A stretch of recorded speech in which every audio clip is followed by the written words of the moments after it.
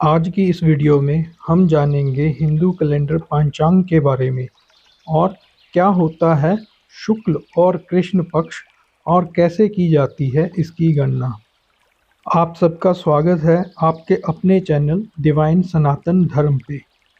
हिंदू धर्म में किसी भी खास आयोजन में तिथियों की विशेष भूमिका होती है। पांचांग एक हिंदू कैलेंडर है। पांचांग दैनिक और मासिक होता है। दैनिक पांचांग में एक दिन विशेष का विवरण होता है और मासिक पांचांग में पूरे महीने का विवरण होता है। मासिक पांचांग यानी हिंदू कैलेंडर में एक महीने को 30 दिन में बांटा गया है। इस 30 दिनों को दो दो पक्षों में बांटा जाता है। जैसे 15 दिन के एक पक्ष को शुक्ल पक्ष कहते हैं और बाकी के 15 दिन को कृष्ण पक्ष कहते हैं।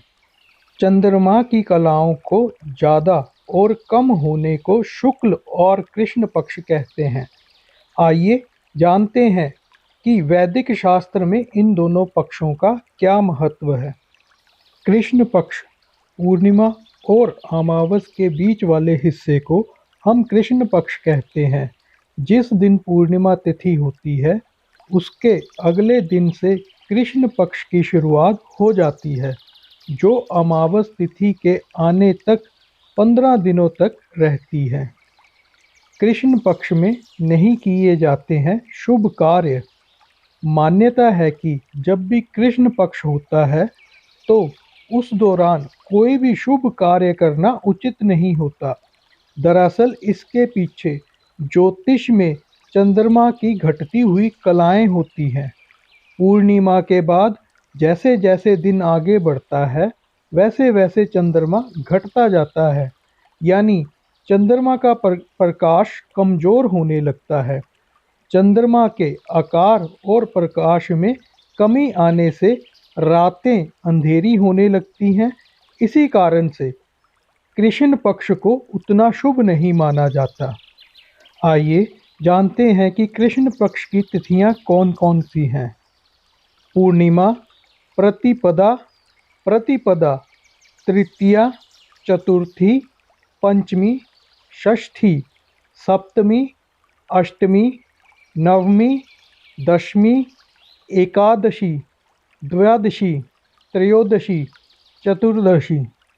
शुक्ल पक्ष अमावस और पूर्णिमा के बीच वाले भाग को शुक्ल पक्ष कहा जाता है। अमावस के बाद के 15 दिन को हम शुक्ल पक्ष कहते हैं। अमावस के अगले ही दिन से चंद्रमा का आकार बढ़ना शुरू हो जाता है और अंधेरी रात चांद की रोशनी में चमकने लगती है। पूर्णिमा के दिन चांद बहुत बड़ा और रोशनी से भरा हुआ होता है। इस समय में चंद्रमा बलशाली होकर अपने पूरे आकार में रहता है। यही कारण है कि कोई भी शुभ काम करने के लिए इस पक्ष को उपयुक्त और सर्वश्रेष्ठ माना जाता है। आइए जानते हैं शुक्ल पक्ष की तिथियां।